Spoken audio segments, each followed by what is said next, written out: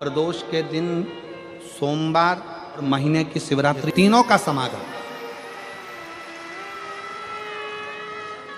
तीन संजोग, सोमवार, प्रदोष, महीने की मासिक शिवरात्रि, तीनों का संजोग बन गया। एक निवेदन सभी श्रोता बहन भाइयों से, कथा आस्था चैनल पर जो सुन रहे हैं, फेसबुक यूट्यूब पर जो सुन रहे हैं और पंडाल में बैठकर जो सुन रहे हैं,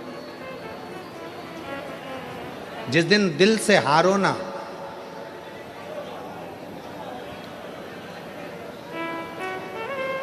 थोड़ी तकलीफों में अगर घिर जाओ, तकलीफें आ जाएं, कष्ट आ जाए, तकलीफें जिस दिन तुम्हारे भीतर बहुत ज़्यादा मात्रा में आ जाए, उस दिन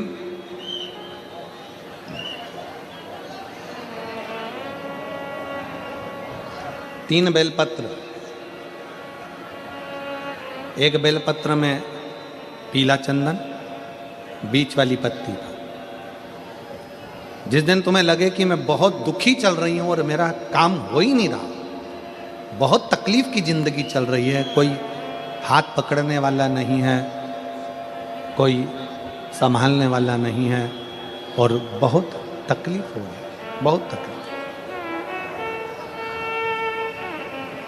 उस समय पर एक बेलपत्री के बीच वाली पत्ती पर पीला चंदन, दूसरी पत्ती पर लाल चंदन और तीसरी पत्ती पर 11 चावल गीले, पानी में उसको थोड़ा सा भिगो लें या धो लें, 11 चावल गीले शिव जी की उस पत्ती पर रखें। सबसे पहला पीला चंदन का बेलपत्र, दूसरे नंबर पर लाल चंदन का बेलपत्र, तीसरे नंबर पर जो 11 चावल आपने धोकर रखे हैं वो हाथ की हथेली में रखना है और हाथ की हथेली में रखकर अपनी कामना कर कर भगवान शंकर से विनय कर कर पंचाक्षर मंत्र नमः शिवाय या षडाक्षर मंत्र ओम नमः शिवाय या श्री शिवाय नमस्तुभ्यम बोलकर उस बेलपत्र पर सीधे हाथ में रखकर उल्टे हाथ का स्पर्श कर कर बाबा से अपने मन के भाव कहकर शंकर के शिवलिंग पर उसे समर्पित कर दीजिए। एक ही लोटा जल, जहां से जल बहता है अशोक सुंदरी वाली जगह, एक ही लोटा जल, जहां से जल बहता है उस जल बहने वाली जगह पर 3 बार उस जल को अपनी कामना कर कर श्री शिवाय नमस्तुभ्यम या पंचाक्षर मंत्र या षडाक्षर मंत्र बोलकर 3 बार उस स्थान पर गिरा दीजिए। गिराने के बाद में बाबा से विनय कर कर अक्षत वाली जो बेलपत्र है, एक बेलपत्र और एक अक्षत उसमें से अपने लिए लेकर आ जाओ। उसको 2 महीना 3 महीना अपने घर में रखिए। जितना भी दुख है धीरे धीरे बाबा समाप्त कर कर खुशियां घर में लेकर आता ही है। दुख समाप्त होगा, खुशियां घर में आएगी जरूर। ये आज जो शंकर के शिवलिंग की आराधना करेगा, पूजन करेगा, उसके घर में 2 देवियां सदा सदा विराजमान रहेंगी। पहली सरस्वती, दूसरे नंबर पर लक्ष्मी, उनके घर में सदा विराजमान, सरस्वती और लक्ष्मी।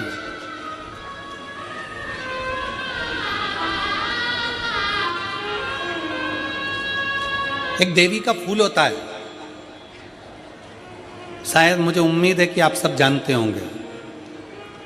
एक देवी का फूल होता है जिसको जायसोन या गूलर का फूल भी कहते हैं, घंटी वाला फूल भी कहते हैं, लाल कलर का होता है। काय का बोलते हैं इधर? गुड़ल, गुड़र का फूल, जायसोन का फूल लाल कलर का होता है, जिसमें घंटी निकली रहती है एक छोटी सी, उसमें पीले पीले पीले पीले दाने रहते हैं।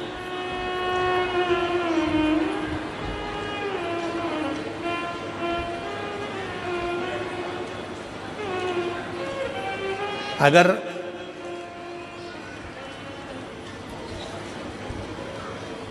मान लो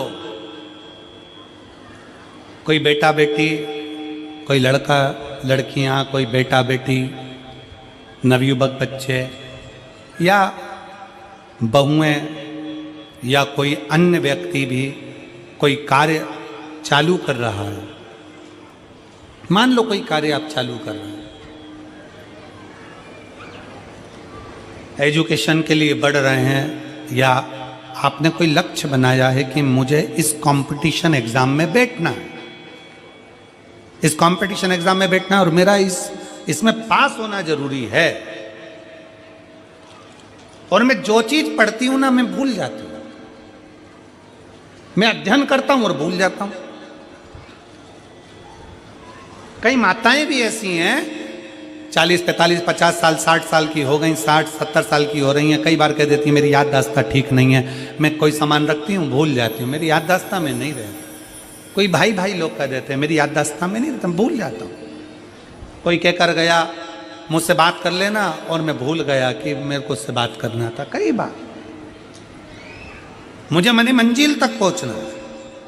तो शिव महापुराण की कथा कहती है आप अपने परिश्रम को 4 गुना बढ़ाओ, मेहनत 4 गुना करो, पढ़ाई 4 गुना करो, अध्ययन 4 गुना करो, दिन रात एक कर दो। और साथ में जो अशोक सुंदरी की जगह है, ये शिवलिंग समझ लेना जरा, ये जलाधारी पार्वती जी का हस्त कमल, ये शिवलिंग, ये जलाधारी, और यहाँ से जल बहता है। राइट में गणेश जी, लेफ्ट में कार्तिकेय जी, और बीच में जम के बोलो जरा अशोक सुंदरी।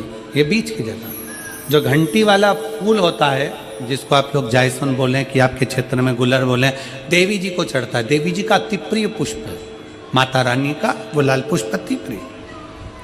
उसी पुष्प को ये बेलपत्र की जो डंडी होती है, बेलपत्र की जो डंडी का भाग होता है, उस घंटी का भाग उसी डंडी की ओर होना चाहिए।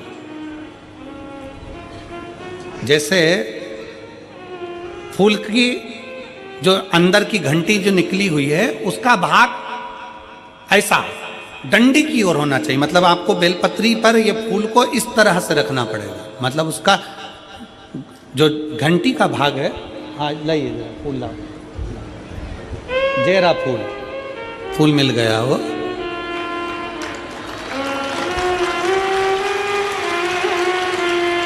फूल मिल गया। भारत में फूल जल्दी मिल भी जाता है, मिल गया। अब ये फूल और इस फूल की जो घंटी का भाग है वो इस डंडी की ओर हो, मारे डंडी के साइड। अपनी कामना कर कर, अपना नाम और गोत्र का स्मरण कर कर, शिव जी से अपने मन का भाव बोलकर इस फूल को और इस बेलपत्र को 12 महीने शिवरात्रि पड़ती है। किसी भी शिवरात्रि पर अशोक सुंदरी वाली जगह पर, शंकर के शिवलिंग की ओर जो अशोक सुंदरी की जगह है, वहाँ पर डंडी और घंटी का मुख शिवलिंग की ओर होते हुए उस बेलपत्र को समर्पित करो। कब करना है? पहले 1 लोटा जल समर्पित कर कर, फिर ये बेलपत्र अपनी कामना कर कर, बाबा से विनय कर कर, बाबा मेरा ये कंपटीशन एग्ज़ाम है, मैं पढ़ूंगी, 4 गुना मेहनत करो, अध्ययन करो, अच्छी पढ़ाई करो, दिल से पढ़ो, रात दिन एक कर दो, और 1 घंटी का पुष्प, 1 बेलपत्र, जब तक तुम्हारा एग्जाम ना आए, 4 महीना, 5 महीना, 3 महीना, प्रत्येक शिवरात्रि, हर महीने शिवरात्रि आती है, प्रत्येक शिवरात्रि पर समर्पित करो। आप अपने लक्ष्य तक पहुंचोगे ही, कोई रोक नहीं सकता आपको। आप अपने लक्ष्य तक, अपनी मंजिल तक पहुंच ही जाओगे। बोल बम का नारा है।